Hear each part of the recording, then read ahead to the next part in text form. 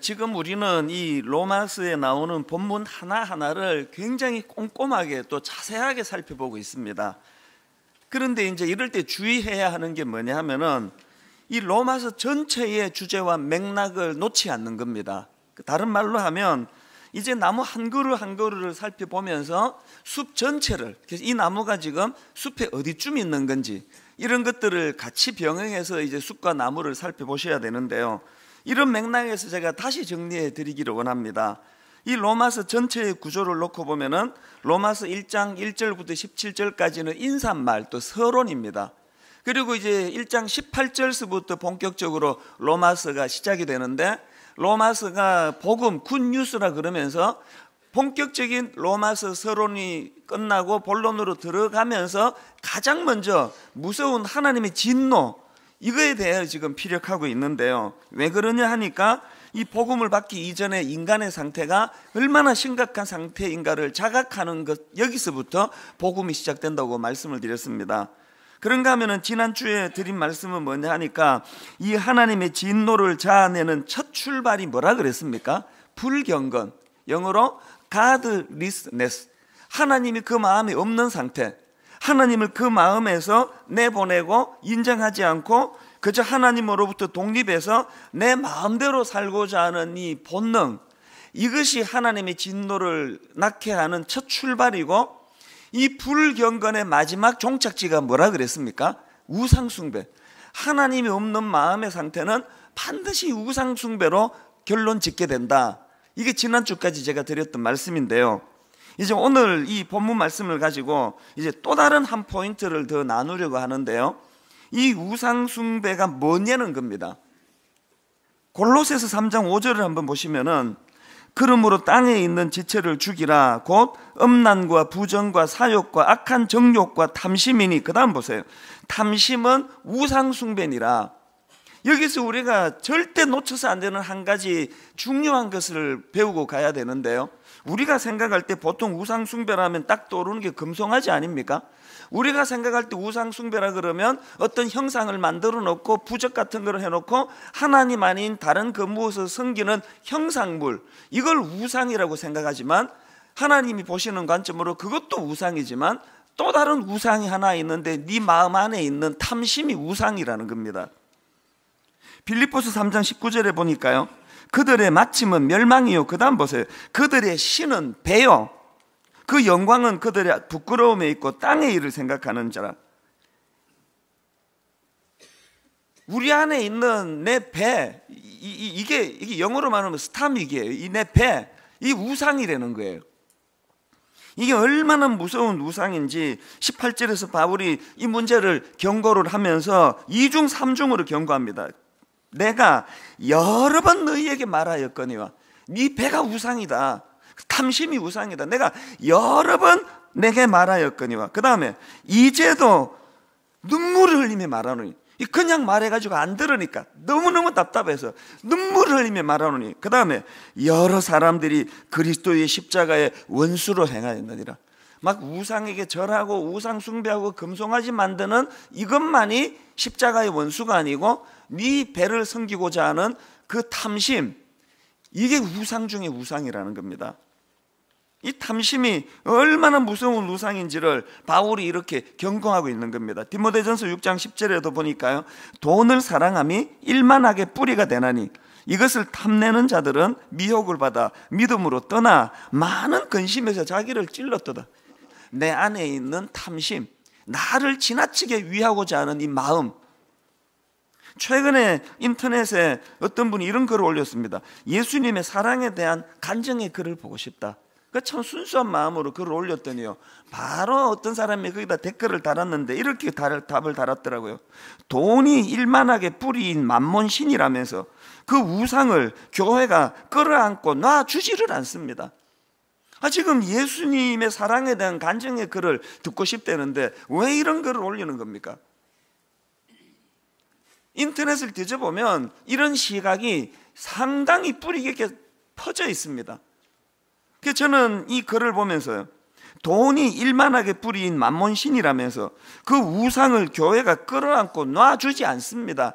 이걸 뭐 다른 어떤 교회를 비판하고 한국 교회가 썩었다, 제가 이렇게 적용하기보다는 이게 바로 오늘 분당 우리 교회 이야기가 아니냐는 거예요. 교회 커지고 부자고 헌금 많이 나오고, 이게 다른 어떤 타락한 목사님들 이야기가 아니고 이게 지금 이찬수 목사 보고 하는 이야기가 아닌가.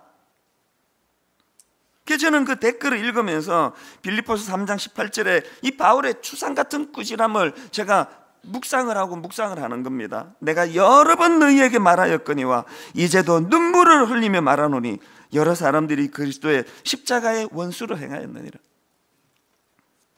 오늘 이 설교도 마찬가지입니다. 오늘 이 설교는 여러분이 김 집사가 이 설교 꼭 들어야 돼, 이렇게 적용하는 게 아니고, 이건 하나님이 눈물로 우리에게 주시는 말씀이라는 것. 그래서 저는 지난 몇 주 동안 이런 차원에서 빌립보서 3장 18절 19절을 읽고 또 읽고 묵상하고 또 묵상하고 그렇게 제 자신을 되돌아봤는데요, 이 19절 말씀을 여러 차례 읽다가 보니까 이 본문에는 이 탐심이라는 우상에 빠진 사람들에게 나타나는 이 특징이 있더라고요. 여러분 한번 자기에게 비춰보시기 바랍니다. 이 탐심이라는 우상에 빠져 있는 사람들의 첫 번째 정상이 뭐냐? 욕망을 하나님처럼 섬긴다는 것입니다. 주차 문제도 그거 아닙니까? 내 편리, 내 유익, 어디 나 더 만족시키는 더 좋은 교회 없나? 누가 날 기쁘게 하는 목사인가? 교구 목사, 그 목사가 뭘 어떻게 하든지 중요한 게 아니고 그가 내게 주목하고 있는가? 그 날 섬기고 있는가? 모든 초점이 나 자신에게 있는. 그래서 목회도 마찬가지예요. 왜 제가 제 자신에게 이 말씀이 가장 두려운가 하면은, 내 이렇게 열심히 설교 준비하고 이렇게 뛰어다니고 사람 만나고 하는 게 이게 내 배를 섬기는 행위 아닌가? 이게 어떻게 해서든지 사람들에게 인정받고 어떻게 해서든지 제가 다른 부교육자들보다 더 유능하고, 그래서 그 열매를 내가 받아 누리고 싶고, 그 열매를 인정 안 해주면 막 화가 나서 못 견디고, 표면적으로 드러나는 이 성직조차도 결국은 내 배를 채우고 있는 내 중심, 이 무서운 이야기 아닙니까? 그런가 하면은 탐심이라는 우상에 빠져있는 사람의 두 번째 특징이 뭐냐? 그게 얼마나 수치스러운 일인지를 모른다는 거예요. 19절 중반전에 그 영광은 그들의 부끄러움에 있고, 사람이 부끄러움을 모르면은 그 끝난 거예요. 그 수치를 알아야지. 목사가 말이에요, 목사가 그 부끄러움을 모르는, 이게 오늘 한국교회를 이렇게 만든 거 아닙니까? 부모가 자식들 앞에 부끄러움을 알지 못할 때 가정이 비참하게 되는 거예요. 그런가 하면은 세 번째 양상을 보니까 그 마음이 온통 세상 일에만 쏠려 있다는 겁니다. 19절 뒷부분에 땅의 일을 생각하는지라. 제가 재밌는 글을 하나 읽었는데요, 어느 교회 여집사님이 이제 그 담임 목사님이 자기 집에 이제 신방을 가겠다고 그렇게 이제 연락을 한 거예요. 그 담임 목사님인지 그냥 목사님인지 모르겠는데 하여튼 신방을 가겠다고. 그러니까 이제 믿음 있는 성도님들은 다 그런 마음이 있는데요, 하여튼 자기 교회 목사님에게 좀 잘 보이고 싶은 마음이 있어가지고 막 집을 치우다가 그 어린 딸이에요, 그 조그마한 자기 어린 딸한테 이렇게 말했습니다. 예, 지금 집에 목사님이 신방을 오신다고 하는데 너 안방에 가가지고 우리가 제일 아끼는 책을 갖고 오너라. 그 어떤 상황인지 아시겠죠? 자기가 책 읽는 사람이라는 거를 이제 그 목사님에게 좀 보여주고 싶어서, 그래서 그 딸한테 시켰더니 얘가 쪼르르르 가가지고 가장 아낀다고 생각하는 책을 갖고 와서 엄마한테 내미는데 보니까 현대백화점 카탈로그더래요. 그 어린애가 생각했지 엄마가 가장 아끼는 책이 그 카탈로그 북이었나 보죠. 이게 뭘 빗대서 하는 이야기입니까? 오늘 우리가 부지불식간에 우리도 모르게 우리 안에 자리 잡고 있는 이 나를 위하고자 하는 이 마음, 그걸 빗대는 이야기 아닙니까? 그런가 하면 마지막 네 번째로 무서운 거예요. 그들의 결국은 멸망이라는 겁니다. 19절 서두에 나오지 않습니까? 그들의 마침은 멸망이요. 여러분, 그렇기 때문에요, 이 탐심이라는 이 내 안에 있는 우상을 방치하면 안 됩니다. 지난주 말씀드렸던 그 보험금을 노리고 두 남편과 시어머니를 살해했던 그분이 여러분 10대 때 20대 때 신혼 초기에 이런 악마가 그 안에 들어있다고 생각하지 않습니다. 아니었을 거예요. 가난한 게 힘들고 불편하고 그래서 그 안에 원망과 불평하는 마음이 자리 잡고 있을 때, 사단이 거기에 둥지를 트고 있을 때 그것을 방치해 두니까 이것이 점점 자라서 이런 상상을 초월하는 자리까지 빠지는 거 아닙니까? 여러분, 제가 왜 저 스스로에게 길을 가다가 이찬수, 너 여기서 더 욕심내면 너 인간도 아니야? 왜 이런 어색한 명령을 제가 저에게 하느냐고요. 지금은 이 정도쯤이야. 뭐 교회가 이렇게 큰데 내가 뭐 이 정도 뭐 좀 욕심내는 게 뭐가 문제야. 그 말이 맞을지 모르지만 이거를 방치하면 이게 나를 잡아먹는 괴물이 된다는 것입니다. 이런 맥락에서 저는 오늘 이 말씀을 가지고 이제 저 자신을 위시해 가지고 모든 크리스찬들이 이 내 안에 자리 잡고 있는 이 작은 탐심, 어떤 분은 이미 커져 있는 탐심, 이 탐심의 문제를 어떻게 해야 되는 건가? 이 탐심과 관련해서 두 가지 포인트를 말씀을 드리려고 합니다. 첫째로요, 여러분이 탐심과의 싸움에 이 복음의 능력을 활용해야 한다는 사실입니다. 바울이 로마서 1장 16절에서 복음과 관련해서 무슨 전제를 선포합니까? 내가 복음을 부끄러워하지 아니하노니 이 복음은 모든 믿는 자에게 구원을 주시는 하나님의 능력이 됨이라. 여기서 바울이 강조하는 것은 복음은 능력이라는 거, 이건 여기뿐만이 아니에요. 바울 서신을 들여다보면은 바울이 가장 강조하는 것 중에 하나가 복음은 이론이 아니고 능력이라는 거예요. 그렇기 때문에 여러분, 우리가 믿는 복음, 이 복음에 하나님의 능력이 나타나지 않는다면 이 복음은 한낱 부끄러운 미련한 도구에 불과하다는 걸 잊어서는 안 됩니다. 고린도전서 1장 18절이요, 십자가의 도가 멸망하는 자들에게는 미련한 것이요 구원을 받는 우리에게는 하나님의 능력이라. 오늘 우리 삶 속에 십자가가 이렇게 미련한 것으로 전락해 있지 않습니까? 복음의 능력이 나타나지 않으면 뭐라고 이론을 가지고 뭐 복음을 100번 떠들고 입만 떼면 복음 주여 그러고 다녀도 여러분 안에 있는 그 복음은 한낱 부끄러운 종이 조각 같은 도구라는 것입니다. 너무나 많은 목사들이, 이찬수 목사가 복음을 입만 가지고 떠들어대고 있어가지고 이렇게 부끄러운 복음이 돼버린 거 아닙니까? 이걸 부인할 수 있습니까? 강단에서 어떨 때는 내가 목사인데도요, 복음 그러는 거 있으면 어떨 때는 내가 역겨울 때가 내 설교를 들으면서 성도들이 저런 생각을 가지는 건 아닐까 두려운 거예요. 입만 까가지고 하여튼 강단에서 하면은 온 세상을 들었다 놨다 할 만큼 복음의 능력 그러는데 요구만한 욕심 하나도 내려놓지 못하고 살고 있는 코미디가 오늘 내 인생 아닙니까? 이게 오늘 여러분의 인생 아닙니까? 그래서 바울이 고린도전서 4장 19절에서 그 당시 교만했던 고린도 교회 성도들, 남들을 비하하고 믿음이 저게 뭐냐고 항상 그렇게 손가락질하고 살던 그 교만한 성도들에게 바울이 일침을 가하는 걸 들어보십시오. 주께서 허락하시면 내가 너희에게 속히 나아가서 교만한 자들의 말이 아니라, 그 다음 보세요, 오직 그 능력을 알아보겠으니 하나님의 나라는 말에 있지 아니하고 오직 능력에 있습니다. 이게 왜 이렇게 제 마음에 찔림이 있을까요? 이 바울이 오늘 살아있다고 한다면 오늘 저에게 이 말씀을 주실 것 같은데, 오늘 우리 교육자들에게 이 말씀을 주실 것 같은데, 우리 순장님들에게 이 말씀을 주실 것 같은데, 주께서 허락하시면 내가 너희에게 속히 나아가서 교만한 자들의 말이 아니라 오직 그 능력을 알아보겠으니. 그래서 여러분, 우리가 정말 하나님 나라는 말에 있지 아니하고 오직 능력에 있다는 이 사실을 뼛속 깊이까지 인식을 해야 된다는 거예요. 이 복음은 능력이다. 복음은 이론이 아니다. 복음은 그냥 맨날 입만 떼면 설교 시간에도 막 그냥 복음 이러면 속이 후련하고, 이게 무슨 마약입니까? 아편입니까? 복음이 능력은 하나도 안 나타나고, 그 얘기를 들어야 안심이 되고, 그 얘기를 들어야 설교를 들은 것 같고, 그 문만 열고 나가면은 복음이 뭔지 하나도 삶 속에 구현이 되질 않고. 오늘 우리들이 이런 부분을 아픈 마음으로 돌아보셔야 된다는 거예요. 진짜 내 삶 속에 복음이 능력인가? 그럼 더 중요한 게 뭐냐? 복음이 능력이라면 이 복음이 어디다 쓰이는 능력이 있냐는 거예요. 성경을 이 관점으로 한번 읽어보세요. 물론 당연히 이 복음의 능력으로 귀신을 제압하는 식의 이 외부의 적을 물리치는 차원에서도 복음의 능력으로 쓰이지만, 대부분의 성경에서 말하는 복음의 능력은 바깥의 적을 죽이는데 때려잡는 무기가 아니고 내 안의 탐욕, 나를 다스리는 데 쓰이는 게 복음이라는 거예요. 맨날 쉰소리 내면서 뭐 예수 그리스도로 명하노니 악한 사단은 떠나갈지어다 100번 떠들면 뭐합니까? 자기 자신을 제압을 못하는데 맨날 이 탐욕에 찌들어가지고 어떻게 하면 사람 좀 더 모을 수 있나, 어떻게 하면 헌금 좀 더 그냥 쥐어짜가지고 건물 짓고 이럴 수 있나, 이런 생각으로 사로잡혀 있는 그 안에서 어떻게 복음의 능력이 나타나겠습니까?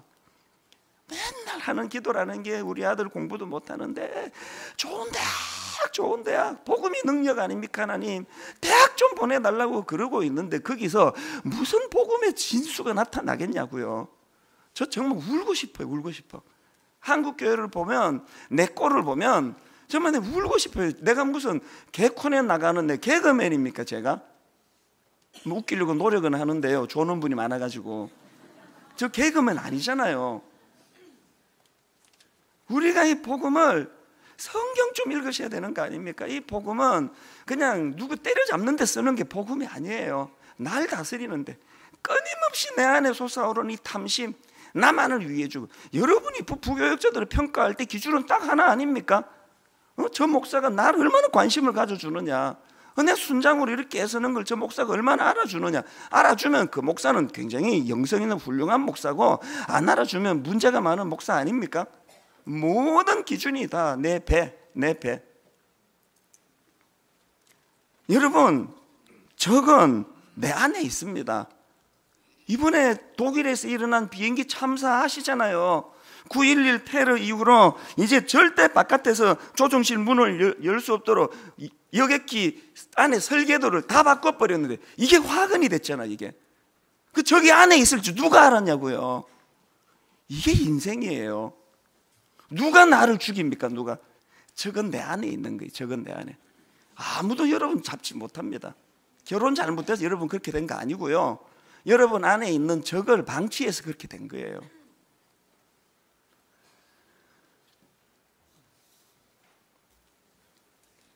이 복음의 능력을 활용하지 않고는 내 안에 이 탐심이라는 이 무서운 흉물을 이길 재간이 없습니다. 그 보험금 노리고 두 남편, 그 시어머니 죽였던 사람이 지난주 말씀드렸잖아요. 붙잡히고 다행이라고. 왜 다행이냐? 이제라도 잡혀서 여기서 멈추게 돼서 다행이라고. 이 한마디 안에 인간의 본질이 다 담겨져 있는 거예요. 그가 누가 붙잡아 감옥 넣어주기 전에는 자기 힘으로는 그 끔찍한 이 악마 이거를 제압할 수 없다는 걸 본인이 너무 잘 알고 있다는 거예요. 그게 붙잡히니까 다행이라 그러잖아요. 적은 바깥에 있지 않습니다. 목사들의 가장 위험이 뭔지 아십니까? 맨날 떠드는 게 바깥 사람들을 위해서 떠드는 거 아닙니까? 이 설교를 여러분에게 하기 위해서 설교하고 살아가는 게 저기 때문에 제가 가장 부실한 사람이 될 수 있다는 거 아닙니까? 순장님들도 마찬가지예요. 이런 의미에서 저는 갈라디아 5장 24절 말씀, 그리스도 예수의 사람들은 육체와 함께 그 정욕과 탐심을 십자가에 못 박았느니라, 이 선언이 필요하다. 중요한 것은 다시 한번 보세요. 그리스도 예수의 사람들은 육체와 함께 그 정욕과 탐심을 십자가에 못 박았느니라, 이 선언이 필요하다니까요.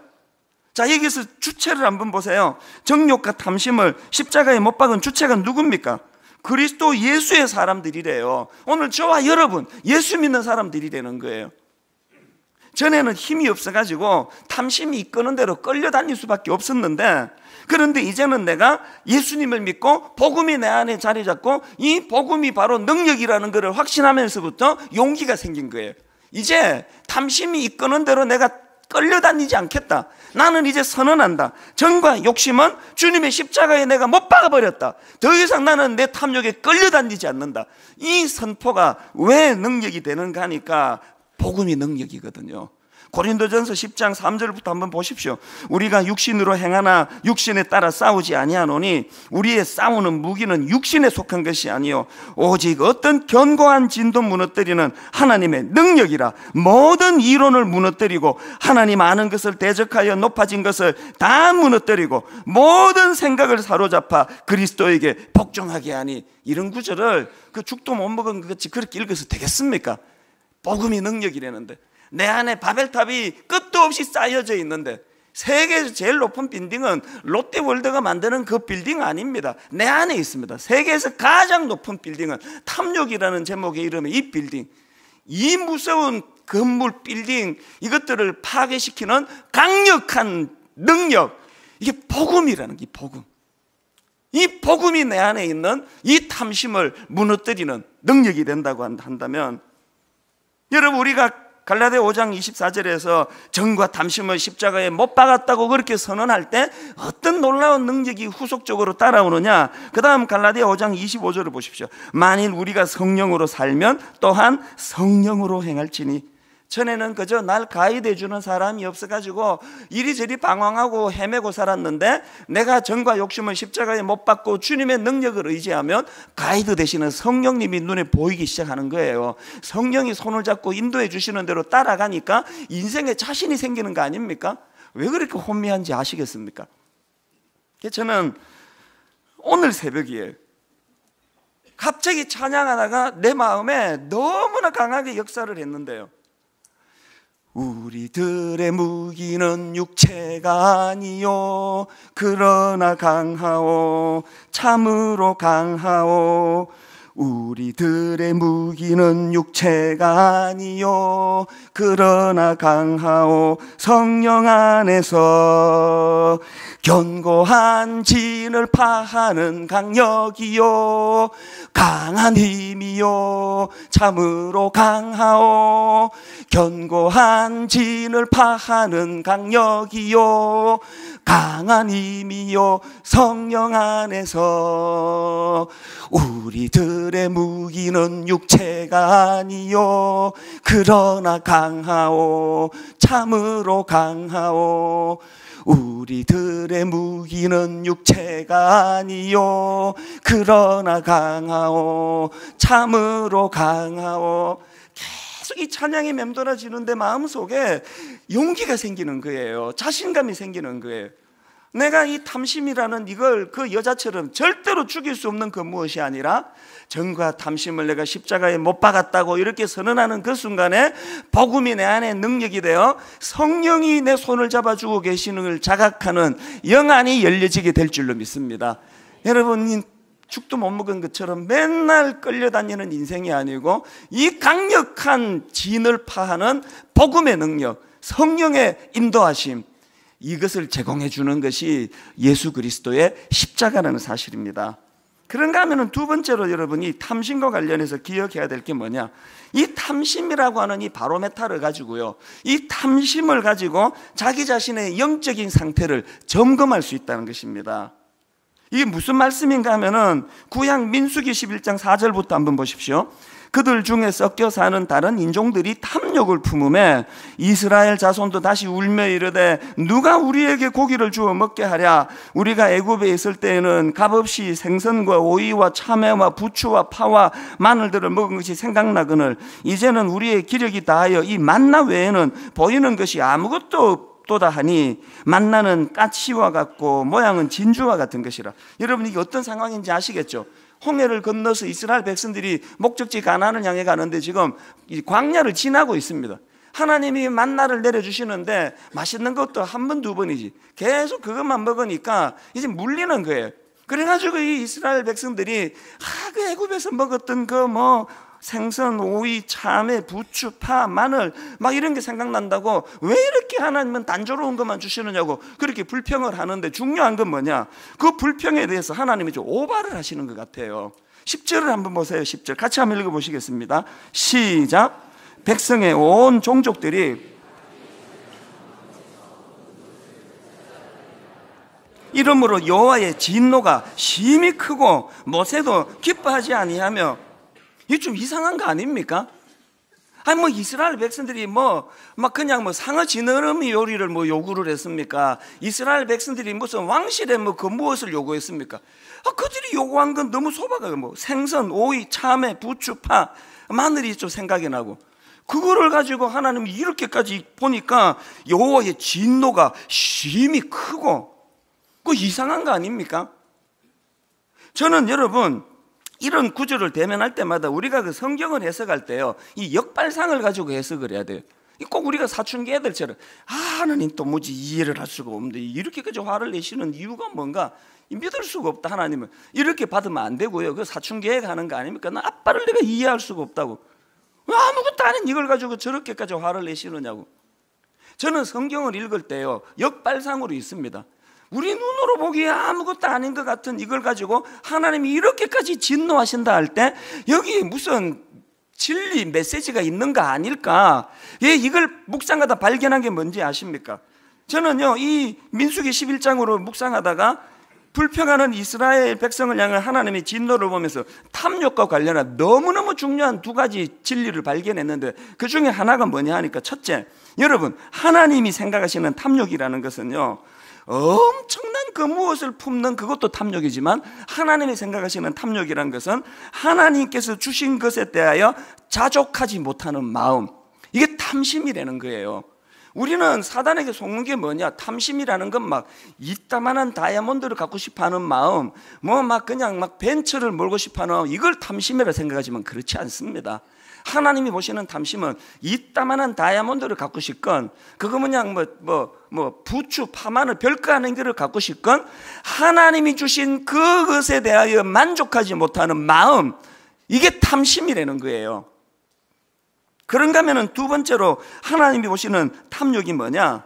세상 사람들의 삶의 방식에 영향을 받아 그들의 삶의 방식대로 살고자 하는 마음의 태도, 이게 탐심이라는 거예요.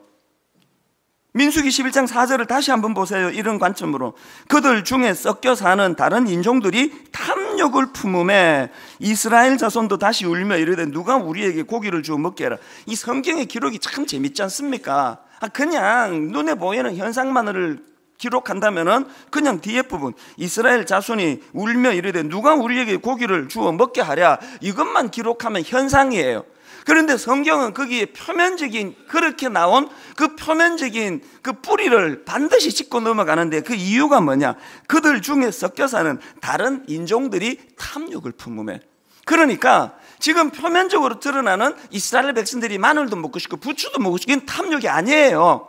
그러나 그 뿌리가 다른 민족, 그 잡족들이 섞여서 탐욕을 가지고 부추긴 거기에 이스라엘 백성들이 지금 동요되고 있기 때문에 이거를 방치하면 100% 이게 탐욕으로 가게 돼 있다는 그 이야기예요. 이해가 가십니까? 오늘 여러분들이 자꾸 내가 무슨 다이아를 요구해, 내가 100평짜리 아파트를 요구해, 그렇게 말씀하시면 안 되고요.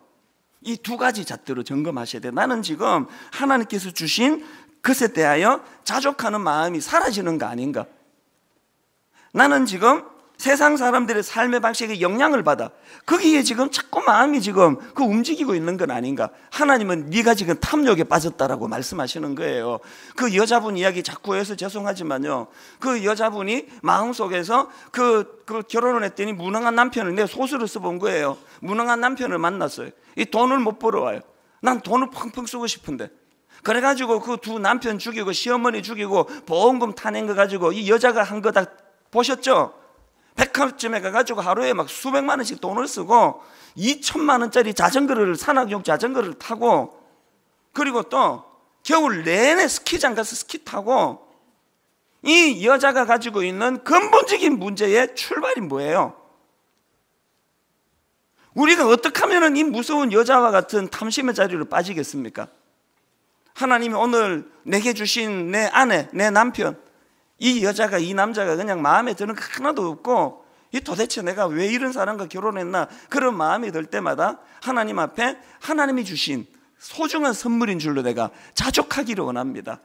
아이들을 보면은 마음에 드는 거 하나도 없잖아요. 옆집 애들은 저렇게 그냥 공부도 잘하고 말도 잘 듣는데, 애라고 낳아 보니까 이게 도대체 누구 닮아가지고 다 자기 닮았는데, 그럴 때 그 아이조차도 자족하면서 품고 사랑하고, 이 아이는 올리브나무다, 반드시 변화된다, 늦게 자라지만 반드시 열매 맺는다, 이 자족하는 마음으로 그 아이들을 품고 사랑하지 않으면 그게 탐욕이라는 거예요.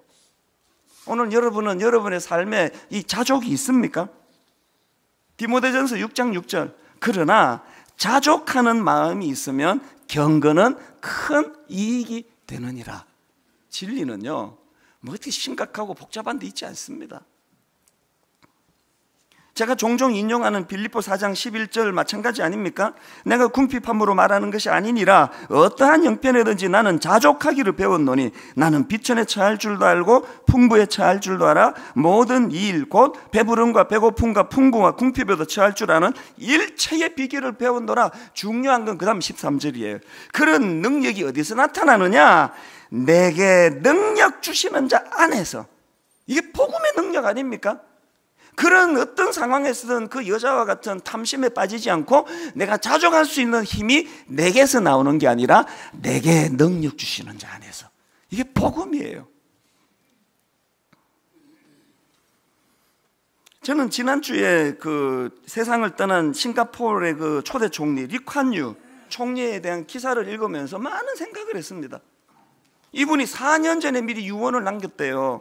내가 죽거든 지금 사는 집을 절대 기념관으로 만들 생각을 하지 말고 헐어버리라. 뭐 많은 이유가 거기에 담겨 있겠지만 그 자체가 인상적인 거 아닙니까? 절대 헐지 말고 기념관으로 만들어라. 이게 인간의 본능일 텐데. 그 다음 기사가 더 기가 막혀요. 그렇게 리콴유 총리가 허물어버리려고 한 그 집이 총리 취임 전부터 살았던 75년 된 낡은 집이어가지고요, 기자가 가보니까요, 집이 얼마나 낡았는지 안 허물어도 저절로 허물게 됐더라고요. 저절로. 이게 여러분 60년 총리 지낸 사람의 모습이라고 한다면 저는 이분이 뭐 크리스찬인지 아닌지 모르지만 적어도 한 가지, 이거 우리 부끄러운 거 아닙니까? 이 목사로서 이게 정말 이거 우리 부끄러운 거 아닙니까? 복음의 능력을 이분이 아는지 모르는지 모르지만 이런 기사를 내할 때마다 우리 자신을 부끄러워해야 되는 거 아닙니까? 결론을 맺으려고 합니다. 저는 오늘 이 설교를 준비하다가요, 제가 중고등학교 시절에 그 건전가요처럼 그렇게 흥얼거리지던 노래 하나가 오랜만에 떠올려졌는데요, 아마 제 또래분들은 이 노래 굉장히 그 인기를 얻었던 소풍 같은 데 가면은 자주 부르던 노래라는 기억하실 거예요. 내가 살고 싶은 집은 작은 초가집 아닌데 이게 내가 살고 싶은 집은 작은 초가집 내가 먹고 싶은 것은 군 옥수수 욕심 없는 나의 마음 탓하지 마라 사람들아 와와와. 아하. 2절 가사가요, 나 이게 복음 성가인가 착각할 정도예요. 2절을 들어보세요. 힘들겠지만 내가 입고 싶은 옷은 하얀 저고리 내가 갖고 싶은 책은 작은 성경책 욕심 없는 나의 마음 탓하지 마라 사람들아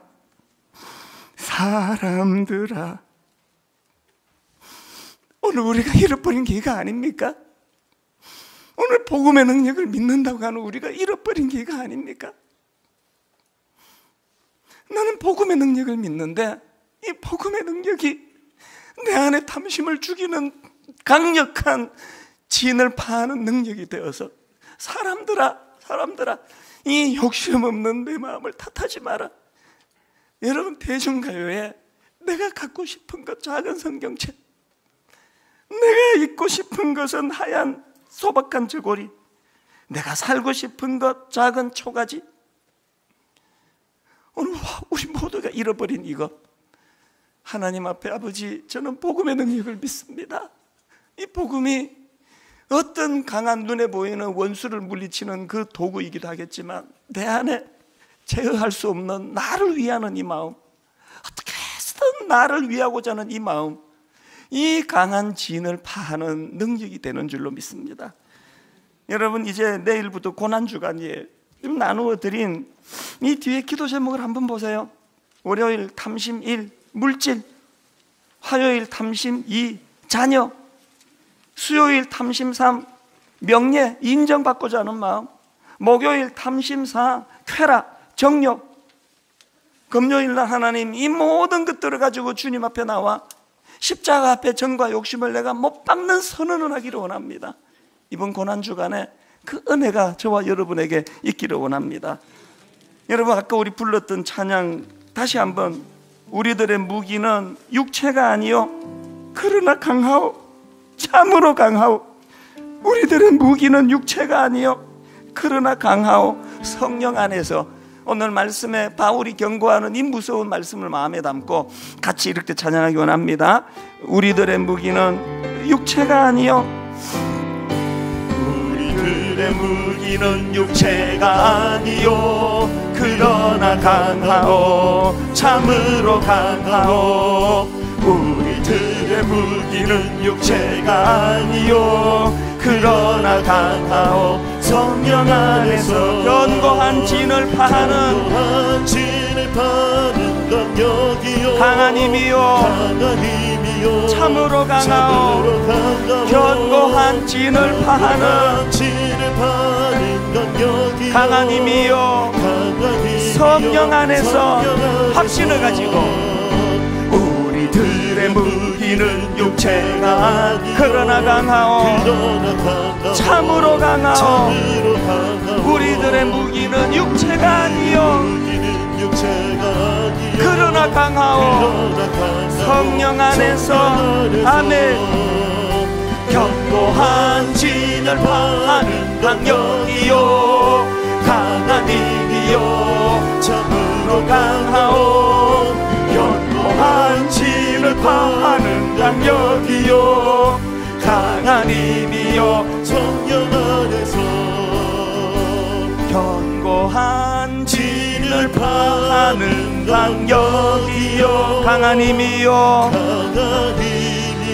참으로 강하오. 견고한 진을 파하는 강력이요 강한 힘이요 성령 안에서 나를 주님 안에서 나를 주님 앞에 멀리하지 마시고 주의 성령을 거두지 마옵소서.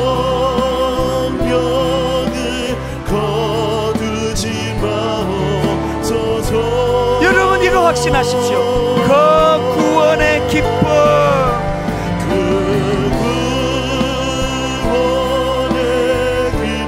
다시 회복시키시고 변치 않는 마음 내 안에 주소서. 여러분 복음의 능력을 믿으며 내 안에 탐심을 제거할 복음의 능력을 확신하며 나를 주님 앞에서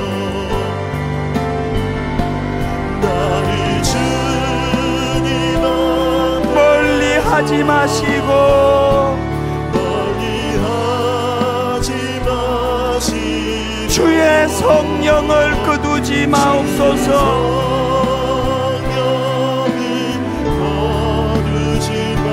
우리가 반드시 회복해야 되는 것 하나, 그 구원의 기쁨, 그 구원의 기쁨 다시 회복시키시고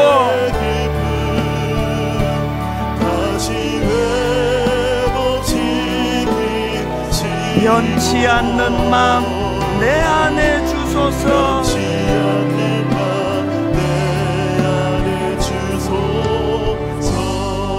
우리 말씀을 가지고 통성으로 기도할 때 하나님 말씀의 경고가 이거 아닙니까? 탐심은 우상숭배니라. 그들의 신은 배요, 그 영광은 그들의 부끄러움에 있고 땅의 일을 생각하는 자라.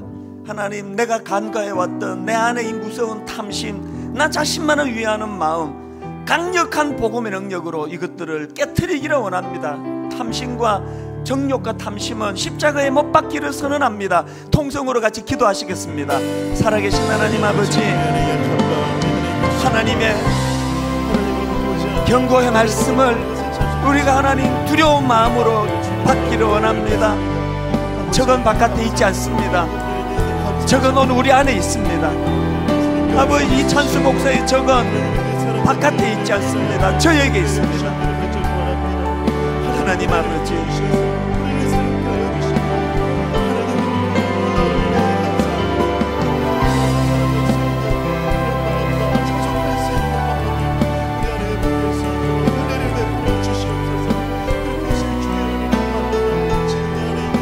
살아계신 하나님 아버지,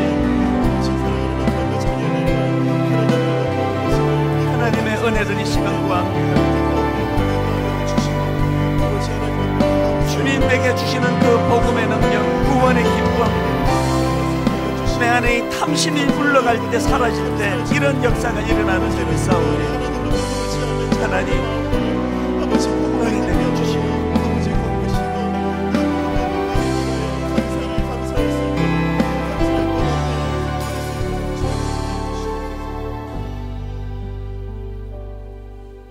하나님 아버지, 고난주간을 앞두고 있습니다.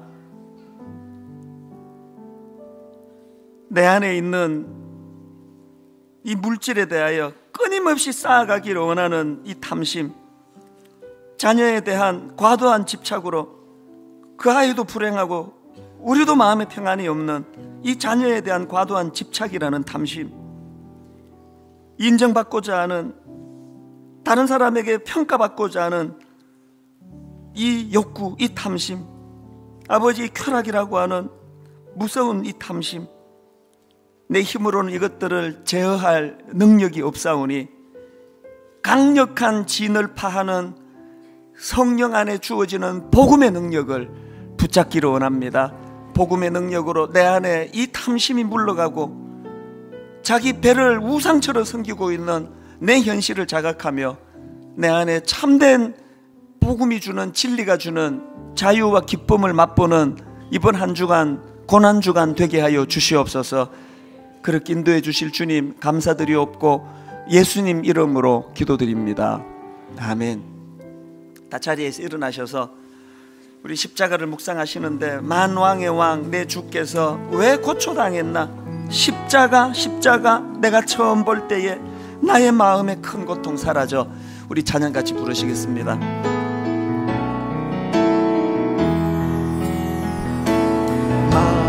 만왕의 왕 내 주께서 왜 고초당했나,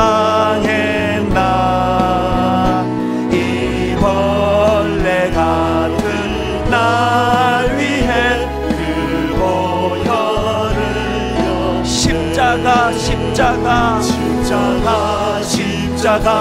내가 처음 볼 때에 나의 맘에 큰 고통 오늘 믿고서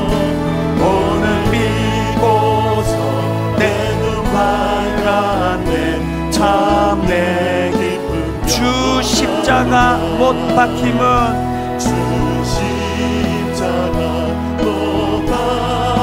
속죄함 아닌가. 그 긍휼함과 큰 은혜, 말할 수 없도다. 우리가 붙잡아야 하는 것, 십자가 내가 처음 볼 때에 나의 맘에 들 고통 오늘 믿고서 내 눈 밝았네. 참 내 기쁨이여. 늘 울어도 그 큰 은혜 다 갚을 수 없네.